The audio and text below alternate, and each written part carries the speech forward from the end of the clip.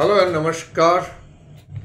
This is just to tell you that there is a price hike by up to 15% coming by 31st of May. So don't waste your time. Go get the subscription. 2 साल की लो, 1 साल की लो. Join us on Unacademy and let's crack it.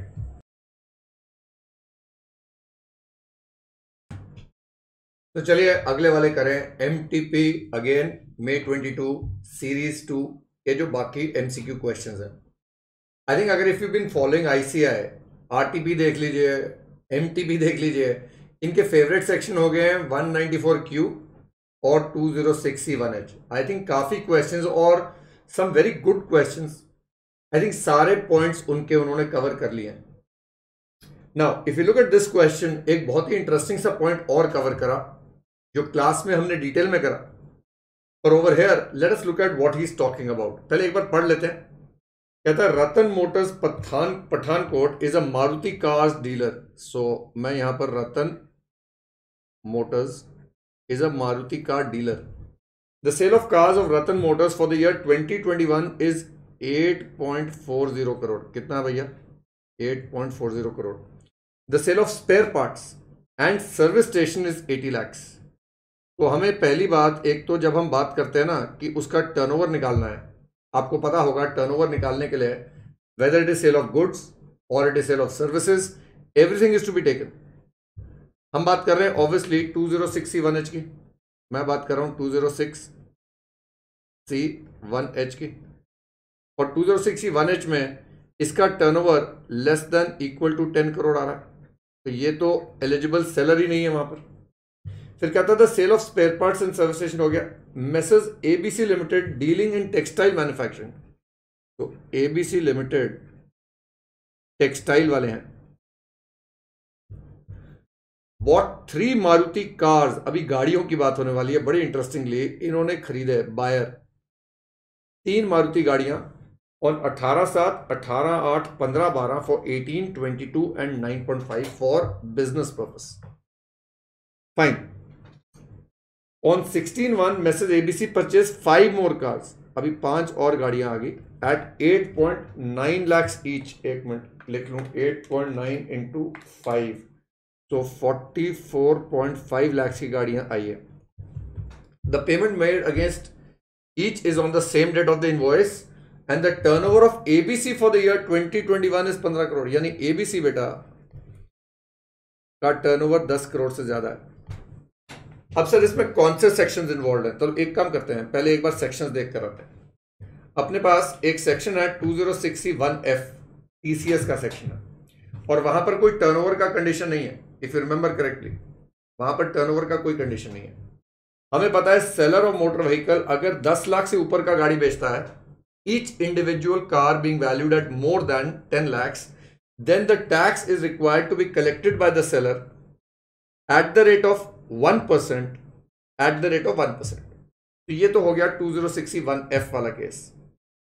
लेकिन 206C1H में clarify करा गया था कि अगर सारी गाड़ियां 10 लाख से कम है बट एग्रीगेट वैल्यू 50 लाख से ऊपर जा रही है, तो वहां पर 206C1H में टैक्स कलेक्ट हो सकता है और वहां पर इन एक्सेस ऑफ 50 lakhs होगा एट 0.1%.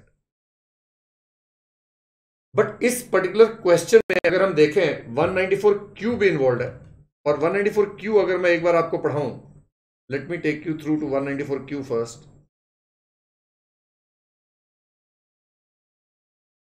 194Q में एक बड़ी इंटरेस्टिंग सी लाइन लिखी है. The provisions of this section shall not apply to a transaction on which either tax is deductible under any of the provisions of this section, this act. मतलब TDS अगर किसी पे भी डिडक्ट हो रहा है तो 194Q नहीं लगेगा. जो इंपॉर्टेंट बात यहां पर यह है, if tax is collectible under provisions of 206C other than transaction to which 206C1H applies. तो हमने क्लियरली करा था कि अगर ट्रांजैक्शन 194O में भी आ रही है, 194Q में भी आ रही है और 206C1H में आ रही है, तो पहले O फिर Q फिर C. बट अगर ट्रांजैक्शन 206C1F में आ रही है तो उस पे 194Q नहीं लगेगा. पहले तो ये क्लियर होगी बात. पहले यहां पर क्लियर करो ना. Tax is collectable under the provisions of 206C other than transactions to which subsection 1H of 206C applies. I am telling you ICAI has left no clause, कुछ भी नहीं छोड़ा. I think this is a very very very good question. इसको एक बार आप दोबारा पढ़ते हैं. अब आप देखो, क्योंकि जो सेलर है वो टर्नओवर 10 से कम है, तो ये तो आ ही नहीं रहा, ये वाला क्लॉज तो आ ही नहीं रहा है. सबसे पहली बात, दिस इज नॉट कवर्ड. तो मेरे को तो ये टर्नओवर चेक कर लिया, 2061H नहीं आ रहा, पर यहां पर 206C1F आ रहा है. और 1F कब लग रहा है? जब गाड़ी का amount is more than 10 lakh. So अगर 18 लाख लें और उस पर 1% लें तो 18,000, और 22 लाख पे 22,000. ये तो आ जाएगा 206C1F के अंडर, जो टैक्स कलेक्ट करना है रतन मोटर्स ने. उसके बाद जो बाकी गाड़ियां हैं उसके लिए मुझे अब यहां पर 194Q चेक करना पड़ेगा. अच्छा, 194Q उन ट्रांजैक्शंस पे नहीं लग रहा है जिन पे 1F लग रहा है, वो तो हमने पढ़ लिया अभी क्लॉज. सो अब सर बाकी कितना रह गया? सर एक तो 9.5 रह गया और ये 8.9. सो 8,90,000 इंटू कितनी गाड़ियां भाई? 5 प्लस 9,50,000, टोटल आ रहा है सर 54 लाख. अब दिमाग में ये सवाल आता है, हमें पता है 194Q लगता है इन एक्सेस ऑफ 50 लाख, लगता है ना, in excess of 50 lakh. Sir अब 50 लाख के लिए हमने पढ़ा था, when we did the circular, हमने ये पढ़ा था कि 50 लाख के ऊपर जो हम 1 जुलाई से पहले भी हो गया, 1 जुलाई 21 से पहले भी आपका कोई सेल हुआ, वो भी इनटू अकाउंट होता है. वो बात अलग थी बेटा.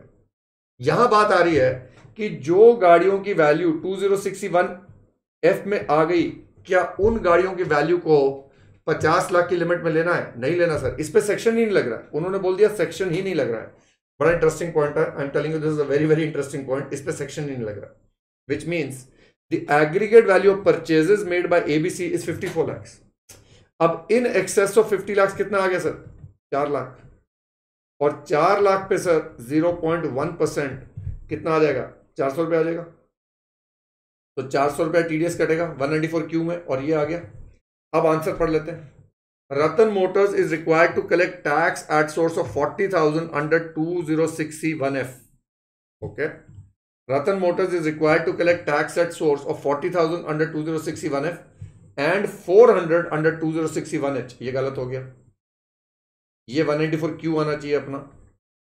ये 40,000 तो चलो आई कैन सी ठीक आ रहा है. Ratan Motors is required to collect tax at source at 40,000 under 206C1F and ABC is required to deduct tax at 400. And you know, very interestingly, यहाँ पर ICAI ने sections नहीं लिखे हैं. उन्होंने मेरे को 194Q नहीं बताया. So, well, anyways, that could be one of the ways of trying to keep you off 194Q. पर अगर आप लोग इसको ध्यान से पढ़ रहे हो तो 194Q, 206C1H, 206C1F और इनका inter relation is very important. And हमने जितना डेप्थ में करा क्लास में, ICAI प्रॉपरली उसको टेस्ट कर रहा. सो इसका 10th का आंसर आना चाहिए C. Very good. चलिए, let's do the next one. Mister Jahan, a resident individual, starts a new business on 1/11/21 for sale of designer suits. He obtained a valid PAN in his name and registers himself on style.com, a country M-based website e-commerce operator. अब e-commerce operator से अपना दिमाग दो जगह जाता है. एक equalisation levy में जाता है और एक जाता है 194O में. An e-commerce operator for sale of products in India. Mr. Jahan sold goods worth 80 lakhs through style.com up to 31st of March. So if I draw, there is Style and there is Mr. Jahan, and this is e-commerce operator and ये non-resident है. चलिए, now he says 80 lakhs through style.com on 31st March. E-commerce operator credited, okay, 35 lakhs on 31/12, 12 lakhs on 1/1 and 18 lakhs on 28/2 payable to Mr. Jahan in its books of accounts. यानी इन्होंने credit किया. These amounts were paid on 15th of March after deducting a commission of 10% of the gross sale proceeds. ठीक है. On 31st March, the remaining amount of 15,000 were directly credited in Mr. Jahan bank account through PayPal wallet directly by style.com, who is liable to deduct tax at source on the above transactions, when and what amount of tax is deductible? देखो I am very clear कि एक तो ये transaction आ गई है 194O में, तो एक काम करते हैं फटाफट 194O को एक बार जस्ट, क्या ई commerce operator non resident covered होता था वहां पर? तो यहां पर आपको जब मैंने करवाया था हमने कहा था बायर का रेजिडेंट होना जरूरी है. The e commerce operator could be a resident और non resident, sorry my fault, buyer नहीं, सेलर ई कॉमर्स पार्टिसिपेंट का रेजिडेंट होना जरूरी था. Buyer could be a resident और नॉन रेजिडेंट, और जो अमाउंट है at the time of credit और payment whichever is earlier and 1% on the gross amount है. तो if we come back and I check, तो अमाउंट पे हो रहा है 15 मार्च को, क्रेडिट पहले हो गए, तो इस दिन and even if it is directly, तो उसका बैलेंस 15/3 पे हो जाएगा, डायरेक्टली क्रेडिटेड थ्रू पेपैल, है ना. These amounts were paid on 15 मार्च, तो यहाँ 31 मार्च आ जाएगा.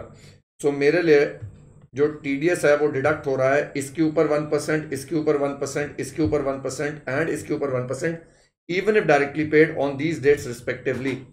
अब ऑप्शन देखते हैं.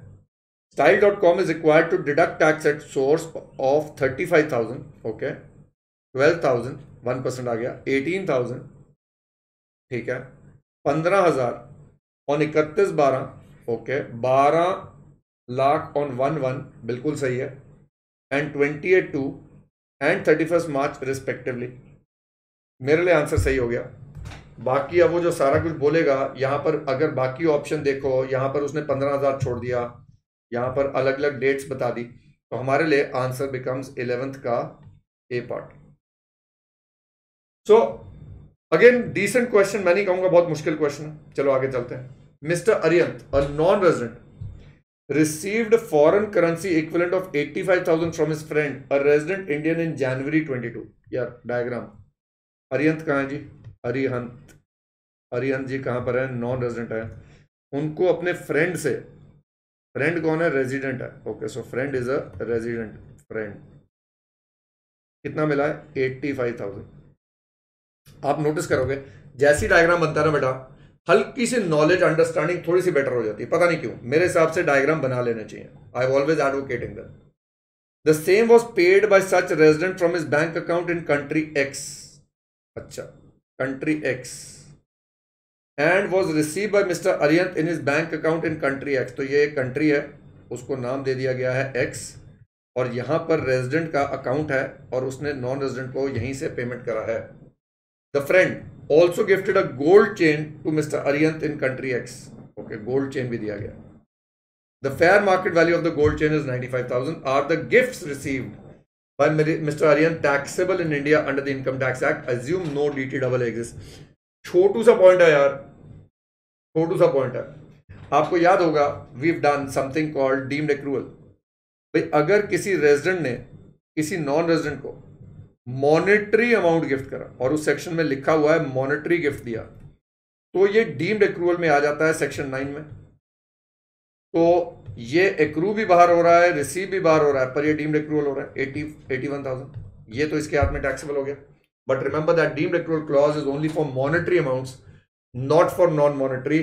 यानी गोल्ड चेन टैक्सेबल नहीं होगी क्योंकि वो एक्रू भी बाहर है, रिसीव भी बाहर है. अब पढ़ लेते हैं option. Yes, 180 would be taxable. गलत है. 85,000 would be taxable as income from other sources. 85,000, okay. Partially 35,000 being cash in excess of 50,000 received. ये तो गलत हो गया. No such gifts are not taxable since they are received outside India. I think clearly answer is B. 12th का answer is B. Simple. Not a very difficult question, but वो point clear होना चाहिए कि this is only for cash gifts, monetary gifts, deemed accrual. चलिए 13th पे चलते हैं. Which of the following deductions, exemptions, set off of losses are allowable while computing income under respective head of income and total income of an individual under section 115BAC? तो चलिए एक बार 115BAC को भी देखाएं. तो इस एक समरी चार्ट में मैंने हेडवाइज आपको बताया था कि 115BAC reading. What is he saying? So he says which are allowable. पहले हमेशा पढ़ लिया करो क्या पूछ रहा है, allowable पूछ रहा है या not allowable पूछ रहा है. Obviously at final level I'm sure, but बेटा फिर भी silly mistakes नहीं करनी चाहिए, है ना.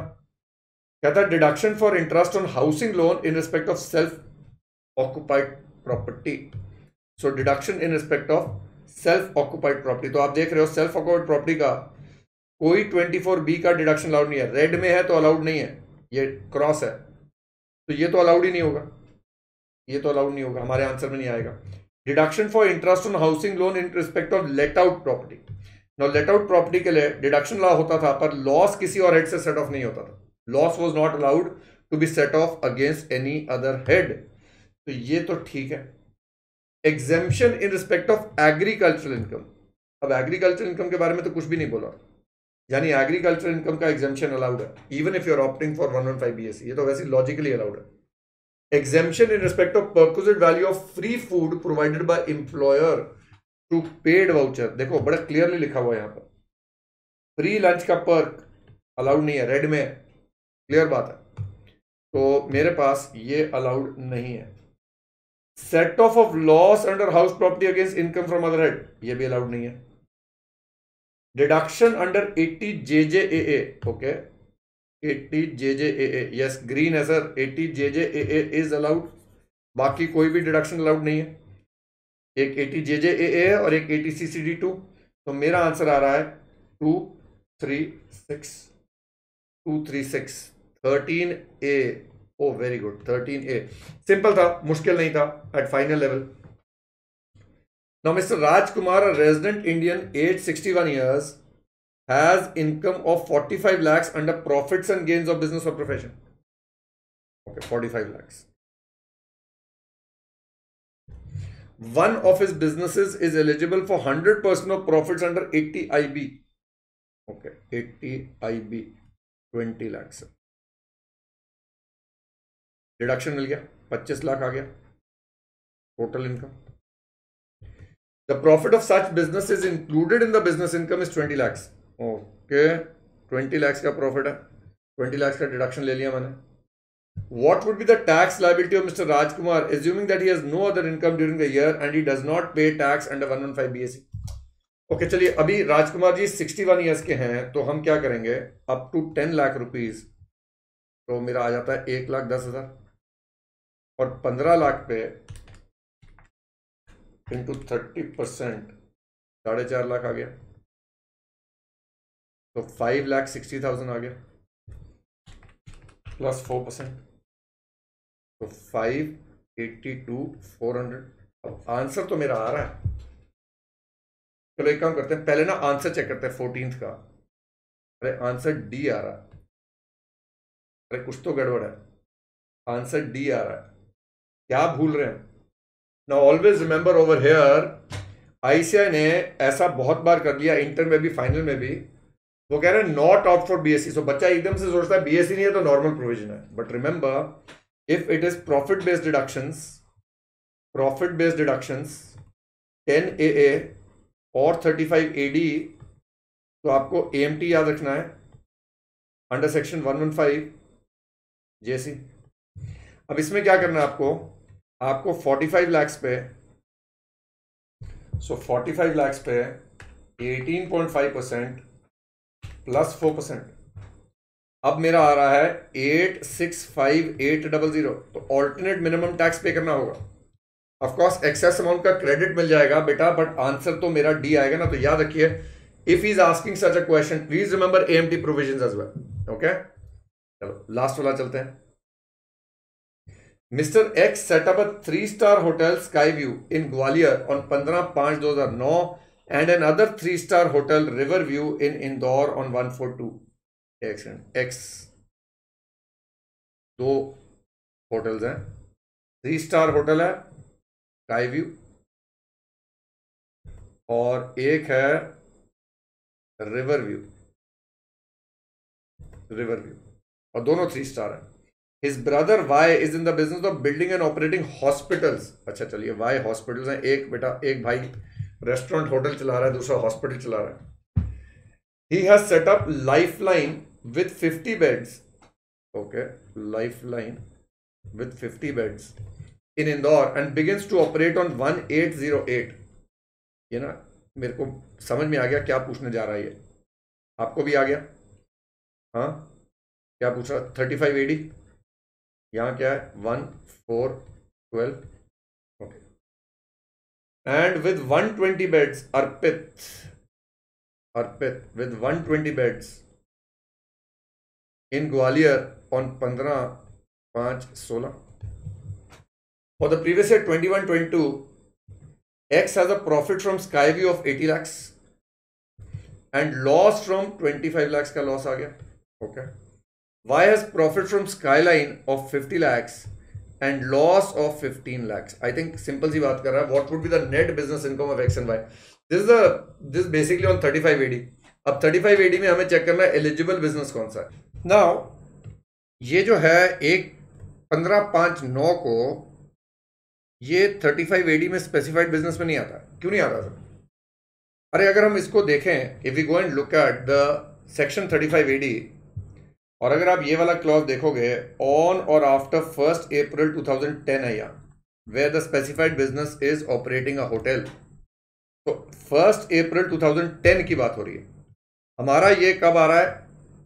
ग्वालियर वाला 15/5/2009. ये स्पेसिफाइड नहीं है. ये वाला स्पेसिफाइड है, ये 35 AD में आ रहा है. सिमिलरली लाइफलाइन वाला, if we go and check again, hospital की अगर बात करें तो हॉस्पिटल विद एटलीस्ट 100 बेड्स का बात हो रहा है यहाँ देखो, और वो भी 1 April 2010 से उसके बाद है.